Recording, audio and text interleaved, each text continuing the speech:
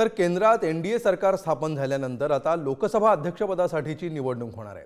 सत्ताधारी आणि विरोधकांमधला हा पहिलाच सामना आहे आणि गेल्या 5 दशकात पहिल्यांदाच लोकसभा अध्यक्षपदासाठीची निवडणूक होतीये। पाहूया याविषयीचा स्पेशल रिपोर्ट। सत्ताधारी विरोधकांमधील पहिला सामना ओम बिर्ला विरुद्ध के सुरेश।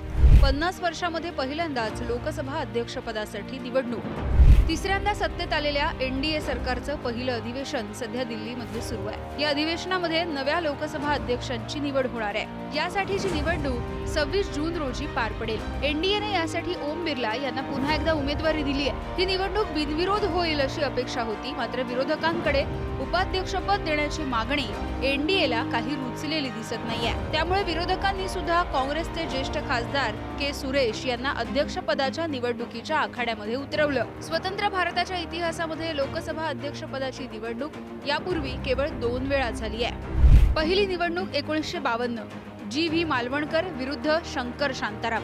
जी.व्ही. मालवणकरांना 394 मतं तर शंकर शांताराम यांना 55 मतं मिळाली। दुसरी निवडणूक 1976 बळीराम भगत विरुद्ध जगन्नाथ राव। बळीराम भगत यांना 344 तर जगन्नाथ राव यांना 58 मतं मिळाली। या व्यतिरिक्त लोकसभा अध्यक्षपदाच्या सर्व निवडणुका बिनविरोध झाल्या। यंदा तिसऱ्यांदा ही निवडणूक होण्याची शक्यता आहे। ही निवडणूक झाली तर एनडीएचे उमेदवार ओम बिर्ला यांचं पारडं जड दिसतंय, कारण नुकत्याच झालेल्या निवडणुकीमध्ये एनडीएचे 293 खासदार, इंडिया आघाडीचे 234 खासदार आणि इतर 16 खासदार आहेत। इंडिया आघाडीने 8 वेळा खासदार झालेल्या के सुरेश यांना रिंगणामध्ये उतरवलं। त्यांचा उमेदवारी अर्ज भरण्याच्या आधी राहुल गांधींनी इंडिया आघाडी सहकार्यासाठी तयार होती, मात्र आमच्या अटी मानल्या नसल्याचं म्हटलंय।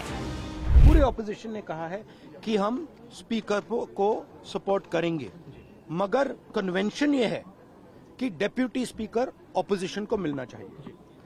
राजनाथ सिंह जी ने कल शाम कहा था कि वो खारगे जी को कॉल रिटर्न करेंगे। अभी तक राजनाथ सिंह जी ने खारगे जी का कॉल रिटर्न नहीं किया है। तो मोदी जी कह रहे हैं कंस्ट्रक्टिव कोऑपरेशन हो, और फिर हमारे नेता को इंसल्ट करा जा रहा है। तो नियत साफ नहीं है।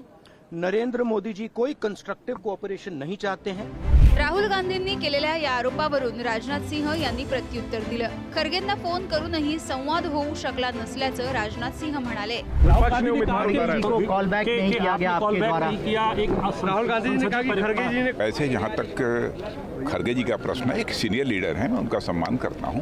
कल से लेकर आज तक उनसे 3 बार हमारी बात। सत्ताधारी आणि विरोधकांमधील या वादामधून किंवा विसंवादामधून सध्या लोकसभा अध्यक्षपदाच्या शर्यतीमध्ये 2 उमेदवार उभे ठाकलेत। वायएसआर काँग्रेस एनडीएच्या बाजूने मतदान करण्याची शक्यता वर्तवली जाते, तर तृणमूल काँग्रेसनं हा काँग्रेसचा एकतर्फी निर्णय असल्याचं सांगत याबद्दल चर्चा झाली नसल्याचं स्पष्ट केलंय। बुधवारी होणाऱ्या अध्यक्षांच्या निवडणुकीमध्ये ओम बिर्ला निवडून आले तर दुसऱ्यांदा लोकसभा अध्यक्ष होणारे ते पहिलेच भाजपचे खासदार ठरतील। ब्युरो रिपोर्ट, पुढारी न्यूज, नवी दिल्ली।